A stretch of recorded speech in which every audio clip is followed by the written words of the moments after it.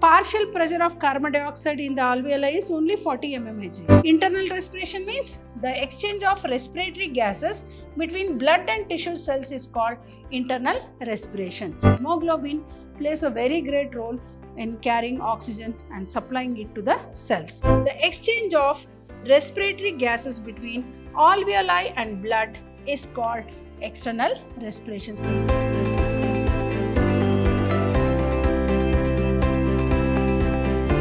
Hello everyone, welcome back to session 3 of this chapter called Breathing and Exchange of Gases. Myself B. Shobarani from the Department of Biology, Vidyashram Pre-University College, the Temple of Excellence. Hope you remember in the last session we were studying about what is respiration, what are the types of respiration, what is the mechanism involved in the process of breathing or ventilation, and also we studied about the residual volumes like the tidal volume, residual volume, total lung capacity, etc. What are we going to study in today's session? In today's session, we are going to study about the exchange of the respiratory gases.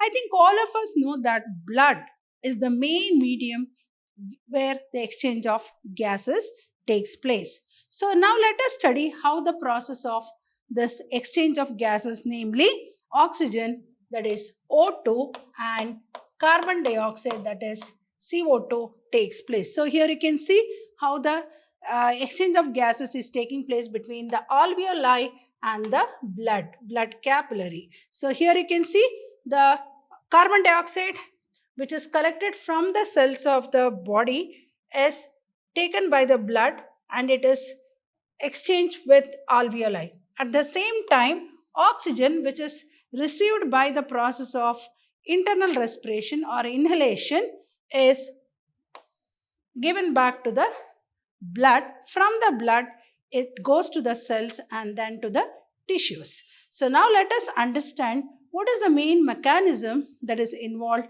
in the exchange of the respiratory gases. So the exchange of respiratory gases like oxygen and carbon dioxide, that is alveoli and tissue cells, and vice versa, is mediated by the blood. So here blood plays a very great role in the process of exchange of gases, namely oxygen and carbon dioxide. The exchange of gases. So what is the very important principle that is involved in the process of exchange of gases? It is due to the differences in the partial pressure of oxygen and carbon dioxide between the two regions.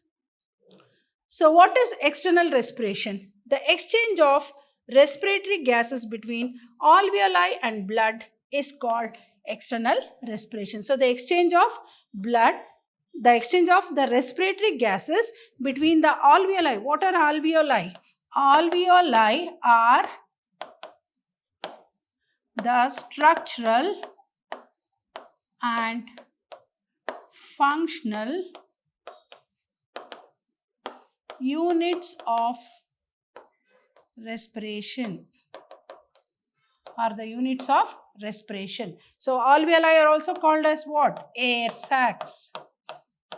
Right? As we already studied the structure of the respiratory system, where the bronchioles will give rise to bag-like structures called alveoli or air sacs, where the exchange of gases will take place. So through the process of inhalation, oxygen has entered the air sacs of the lungs. From there on, it is carried by the blood, from the blood to the cells and then the tissues.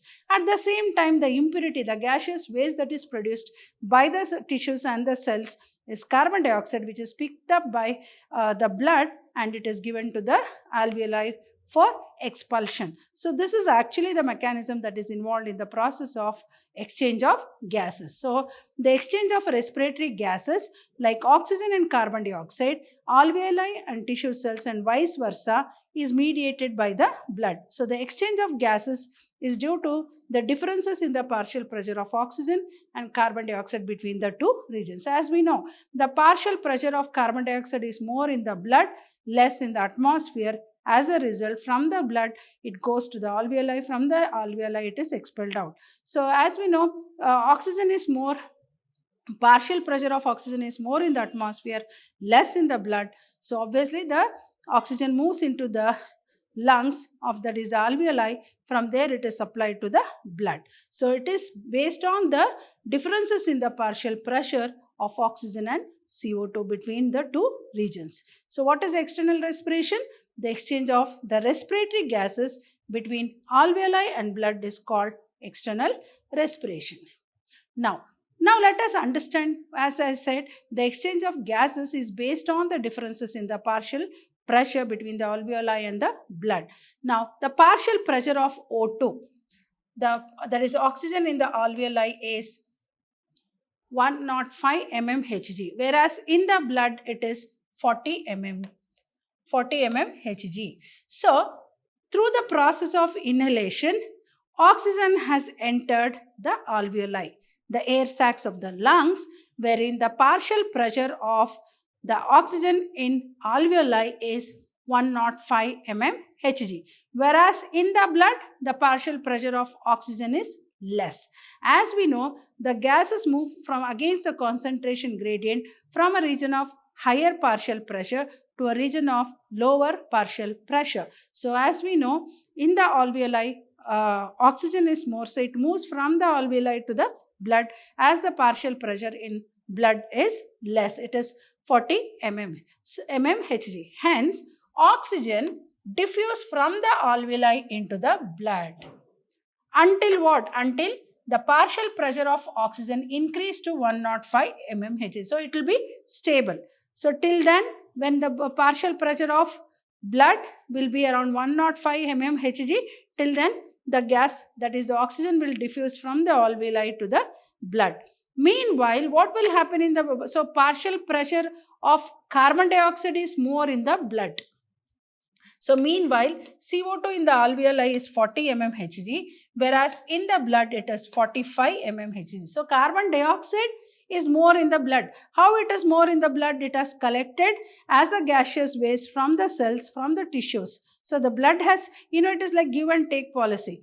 I think we all know RBCs have a pigment called hemoglobin, which has more affinity towards oxygen. So it picks up the oxygen and becomes oxyhemoglobin and supplies it to the cells. At the same time, it picks up the impurities, that is the carbon dioxide, and becomes carboxyhemoglobin. So it is like give and take policy. So what will the blood do? Blood will supply O2 and pick up CO2.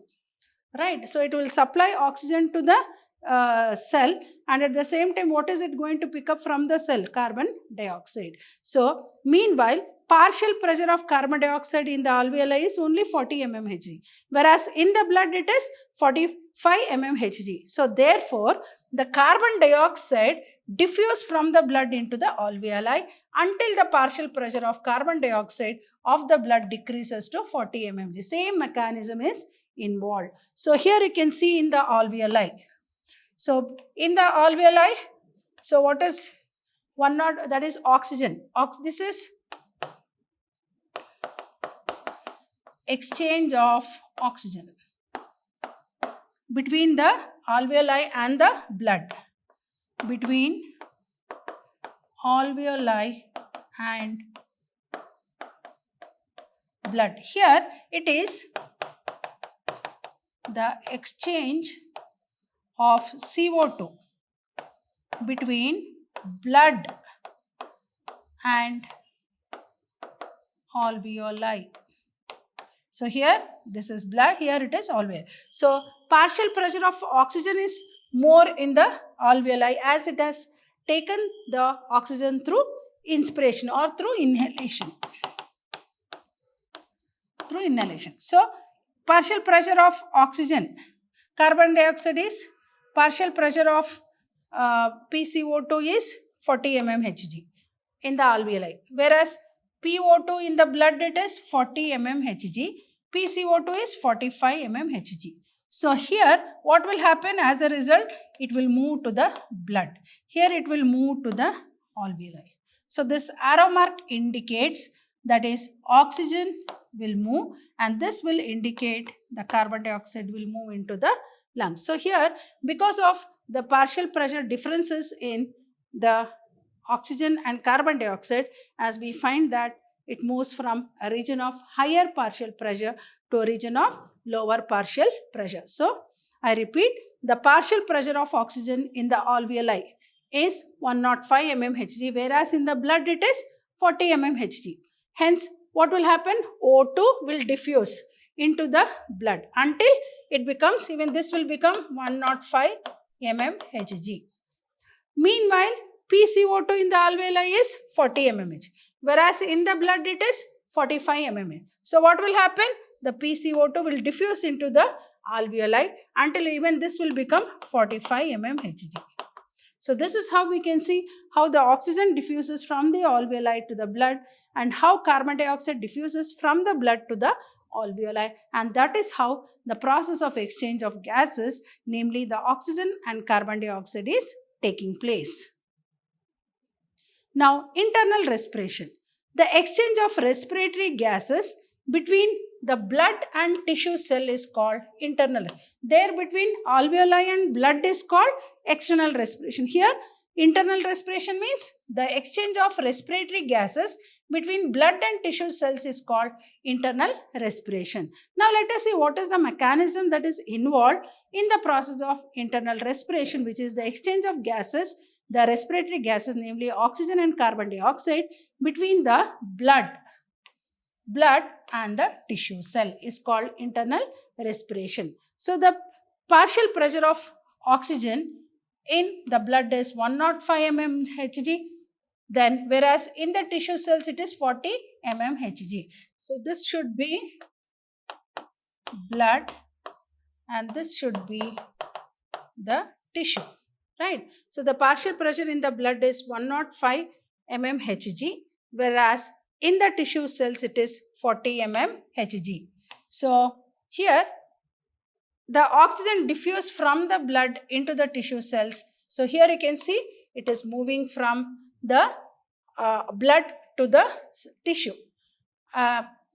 into the tissue cells until the partial pressure of oxygen of blood reduces to 40 mmHg. In turn, PCO2, that is carbon dioxide in the tissue cells, is 45 mmHg. So, here it is 45 mmHg. So, this will move. So, here we can find O2, here we can find CO2. So, from the tissue the CO2 will move to the blood and here it will move to the tissue. So, thus, whereas in the blood it is 40 mmHg.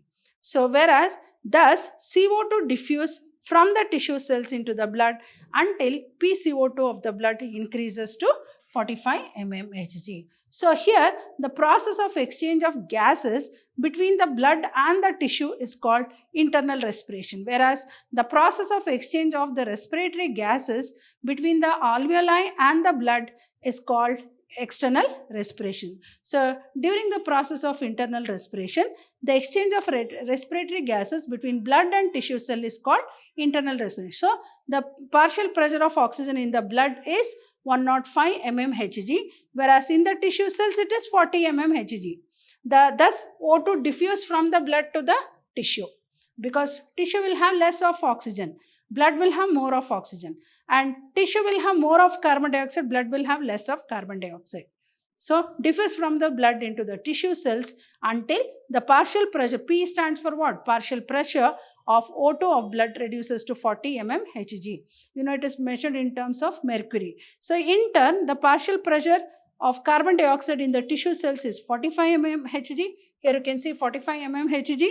The CO2 diffuse from the tissue to the blood until what? Until this will become 45 mmHg. Until this will become 105 mmHg. So, thus carbon dioxide diffused from the tissue cells into the blood until partial pressure of carbon dioxide of the blood increased to 45 mmHg. Transportation of the respiratory gases. Here you can see respiration, that is the gas exchange between the lungs, right? Here you can see how the oxygen moves into the blood and how from the blood carbon dioxide moves into the So, here respiratory gases like oxygen and carbon dioxide are transported by the blood from the lining to the cells and by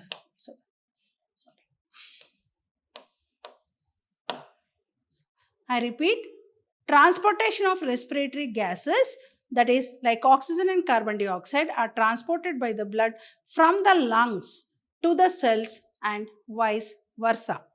Lungs to the cells and vice versa. Respiratory gases like oxygen and carbon dioxide are transported by the blood from the lungs to the cells and vice versa. Now let us understand the transportation of oxygen. I think all of us know hemoglobin, which is a carrier of oxygen, has, as you know, hemoglobin, which is a protein, has more affinity towards oxygen. So hemoglobin, which is a respiratory pigment present in RBC, which has great affinity towards oxygen. So it transports about 96% of oxygen. So hemoglobin plays a very great role in carrying oxygen and supplying it to the cells. So now let us understand the first mechanism, that is transportation of oxygen. As we know, hemoglobin is a respiratory pigment present in RBC, which has great affinity towards oxygen. So after the oxygen has moved from the alveoli to the blood, as you know, in the blood, hemoglobin has more affinity towards oxygen, so it picks up oxygen and becomes oxyhemoglobin. Hemoglobin picks up oxygen and is called oxyhemoglobin right? So each molecule of hemoglobin contains how many? 4 atoms of iron, and each atom of iron carries a molecule of oxygen. See, here each molecule of hemoglobin contains what? 4 atoms of iron, and each atom of iron carries a molecule of oxygen. So 4 atoms of iron means 4 molecules of oxygen. So during transportation, each molecule of hemoglobin combines with 4 molecules of oxygen and forms an unstable molecule called oxyhemoglobin. So when it is carrying oxyhemoglobin, see, it will become hemoglobin plus 4O2, it will become HbO2 becomes. So why it is? It has to dissociate. So blood, when it is supplying oxygen to the cell, it disassociates itself into what? Back into Hb. So that is the arrow mark. So it disassociates, releasing oxygen to the cells and hemoglobin coming back to the blood. Again, it carries one more oxygen molecule. So like that. So what is the mechanism involved in the transportation of the respiratory gases? So respiratory gases like the oxygen and carbon dioxide are transported by the blood from the lungs to the cells and vice versa. So what is the mechanism that is involved in the transportation of oxygen? Hemoglobin, as we know, it is a respiratory pigment present in RBC, which has great affinity towards oxygen. So it transports about how much? 96%. 96% of oxygen. So each molecule of hemoglobin contains how much? 4 atoms of iron, and each atom of iron carries a molecule of oxygen. So during transportation, each molecule of hemoglobin combines with 4 molecules of oxygen and forms an unstable molecule called oxyhemoglobin. So here, so when it reaches the tissue or the cells, it disassociates. Disassociates means it disassociates. Dissociate, releasing O2 to the cell, and hemoglobin coming back to the blood. Back to blood. So this is the transportation of oxygen. Now let us understand how the transportation of carbon dioxide takes place. So now there is about 15 mg of hemoglobin present in 100 ml of blood, which can transport about 2 ml of oxygen. This is called oxygen carrying capacity of hemoglobin. So there is about 15 milligram of hemoglobin present in 100 ml of blood, which can transport about 2 ml of oxygen. I repeat, there is about 15 mg of hemoglobin present in 100 ml of blood, which can transport about 2 ml of oxygen. So this is called oxygen carrying capacity of hemoglobin.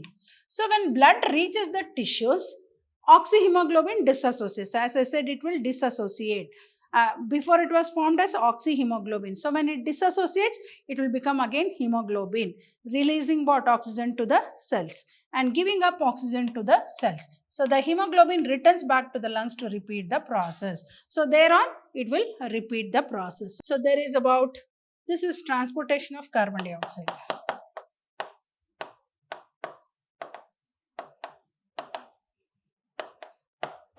Transportation of carbon dioxide. So there is about 15 mg of hemoglobin present in 100 ml of blood, which can transport about 2 ml of oxygen. This is called oxygen carrying capacity of hemoglobin. When blood reaches the tissues, oxyhemoglobin dissociates, releasing oxygen to the cells and the hemoglobin coming back to the blood for further process, to repeat the further process. So now let us understand the transportation of carbon dioxide.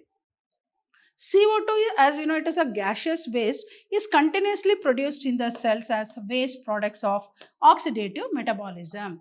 So, in our body, as we know, carbon dioxide is a gaseous waste which is continuously produced through the oxidative metabolism. So, CO2 thus produced is transported from the cells to the lungs by the blood. But it is transported both by plasma and RBCs. So CO2 is transported by the blood in three forms such as carbonic acid, carbaminohemoglobin and bicarbonates. Whereas oxygen is supplied only by the hemoglobin. Here carbon dioxide is there, oxygen is transported by the hemoglobin of the blood. Here carbon dioxide is transported by the blood in three forms. What are the three forms? Such as carbonic acid, carbaminohemoglobin and bicarbonates. As we know, when the hemoglobin, that is oxyhemoglobin, is carrying oxygen and supplying it to the cells, it dissociates and releases what? It releases oxygen to the cells. At the same time, what is produced in the cells? Carbon dioxide. So it is going to pick up carbon dioxide and it is going to be called as what? Carbaminohemoglobin. So what is the mechanism involved in the transportation of carbon dioxide? Here you can see carbon dioxide combines with, that is hemoglobin, to form carboxyhemoglobin. So here it will dissociate, and here one form is what? That is bicarbonates, then in the form of carbaminohemoglobin. Here it is carbaminohemoglobin. Here it is bicarbonates. So it is released in three forms. One as what? Carbonic acid. Second one as what? Carbaminohemoglobin.